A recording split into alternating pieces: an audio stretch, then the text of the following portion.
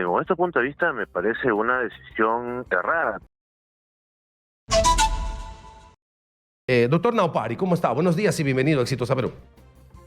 Muy buen día, muchísimas gracias por la invitación. No, gracias por respondernos. ¿Qué le parece a usted esta decisión? ¿Está enmarcada en la norma? ¿Está enmarcada en el derecho? ¿Es posible que se sume un pedido por un tema de interpretación de la Constitución a un tema principal que es una demanda competencial que ha solicitado el Congreso de la República a partir de una decisión judicial de paralizar la elección de la Defensoría del Pueblo? ¿Es típico, es ordinario, es normal, es posible que se revise esto? ¿Qué le parece en su condición de constitucionalista? Bueno, desde este punto de vista me parece una decisión errada por varios sentidos. Bueno, en primer lugar, habría que recordar que el Congreso de la República es un órgano colegiado y como tal, digamos, no es la Contraloría, no es la Defensoría, no es la Superintendencia donde solamente tienes a una cabeza.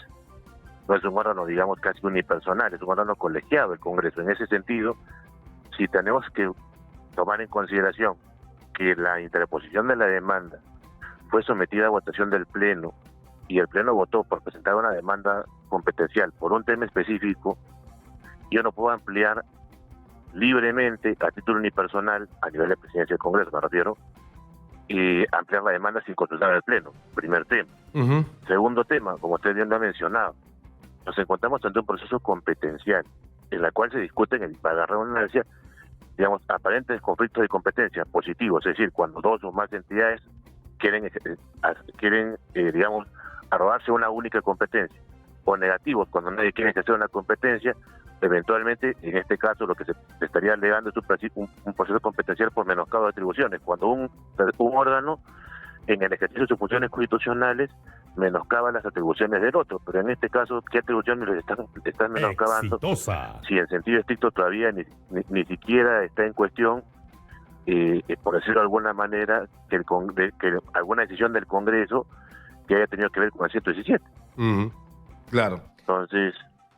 O sea, ¿le parece a usted errada la decisión? Y le parece errada por dos razones. Primero, porque no actúa de manera institucional y orgánica el Congreso de la República, que siendo un ente colegiado tendría que haber sometido esto a discusión, a debate y a aprobación para hacer esta ampliación. Pero en segundo lugar, dice usted, porque no hay mucha relación entre la demanda competencial en el tema del Poder Judicial y la orden para parar el proceso de elección de Defensoría del Pueblo con un tema de interpretación de la Constitución en el artículo 117. Digamos, esas serían las dos razones por las que a usted le parece errada la decisión del Congreso. Exacto, porque ni siquiera hay conflicto, al menos ahorita, ¿no?, sobre el 117.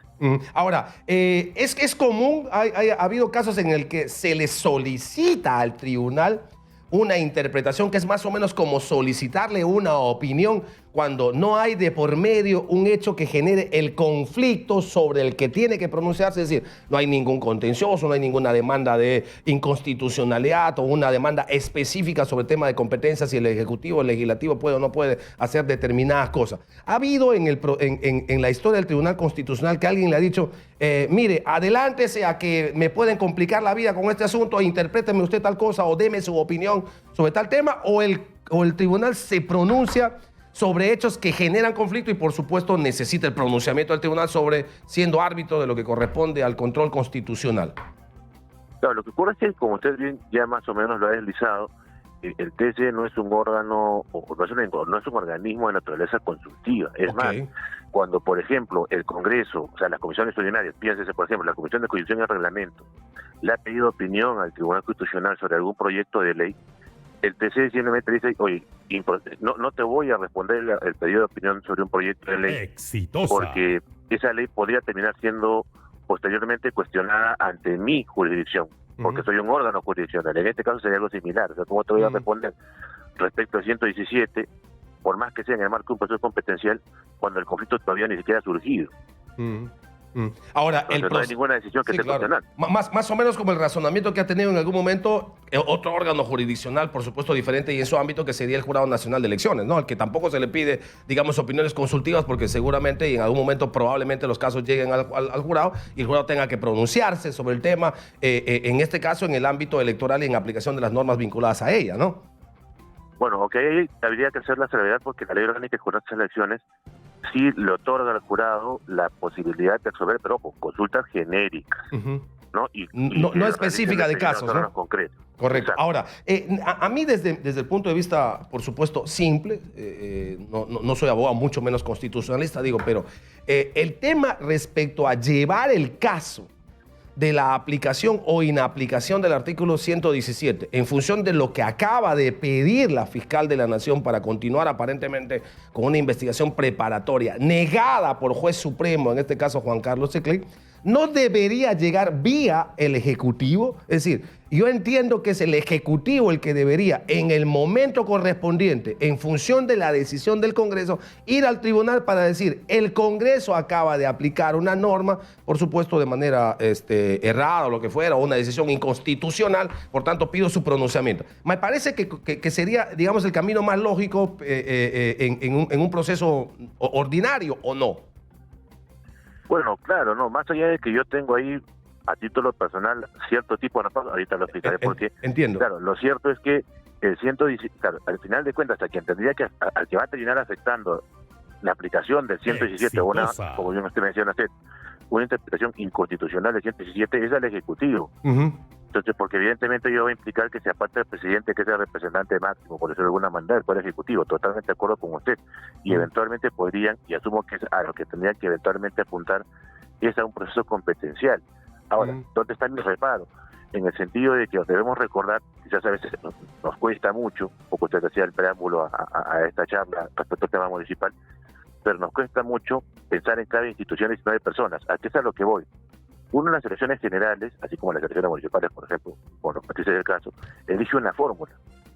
¿En qué sentido? Entonces, en este caso, si se fuese temporal o definitivamente el presidente de la República, tiene una vicepresidenta. La vicepresidenta es del mismo partido. La vicepresidenta llegó con el mismo plan de gobierno, al menos sobre el papel. Entonces, si es que hay una sucesión constitucional de la fórmula presidencial, en realidad el Poder Ejecutivo no tendría por qué cambiar siquiera un ápice, porque debiera representar la misma institución y la misma idea. Pero sin embargo, como se tiene esa visión más personalista, digamos, de algunas instituciones, podría terminar alegándose que la vacancia, la suspensión temporal del presidente, o en este caso, como consecuencia de la aplicación del 117 de la Constitución, afectaría las competencias del Poder Ejecutivo como institución, no como persona. A mí sí me sería mucho más fácil decirle, oye, como el TCI ha dicho que el derecho a ser elegido se proyecta durante todo el periodo de mandato representativo y me está sacando antes de tiempo de manera inconstitucional por una aplicación inconstitucional del 117, yo como ciudadano que ejerce la presidencia de la República voy y me voy por un amparo, no por un competencial.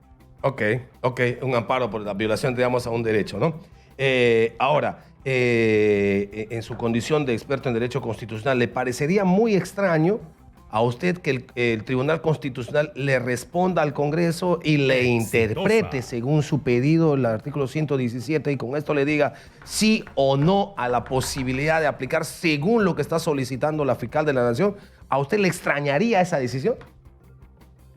Bueno, de que le va a tener que responder que sí o que no, sí, sin duda, ¿no? Hasta el propio abogado representante del Congreso lo reconocía ayer en una entrevista, que como todavía no se emite trámite, lo que va a tener que corresponder es que los dos escritos sean objeto de respuesta al momento de calificar la demanda competencial por parte del Tribunal Constitucional. Sí me extrañaría que el TC les termine admitiendo a trámite, digamos, este segundo extremo de la demanda competencial.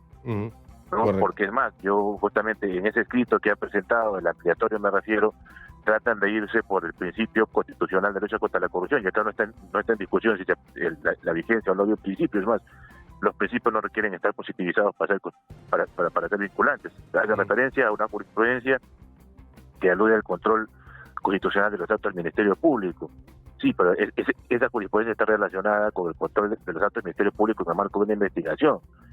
Y acá estamos hablando en el marco de una acción llamada denuncia constitucional. Entonces no son afines la jurisprudencia que se cita en ese escrito respecto a lo que materialmente se está pidiendo.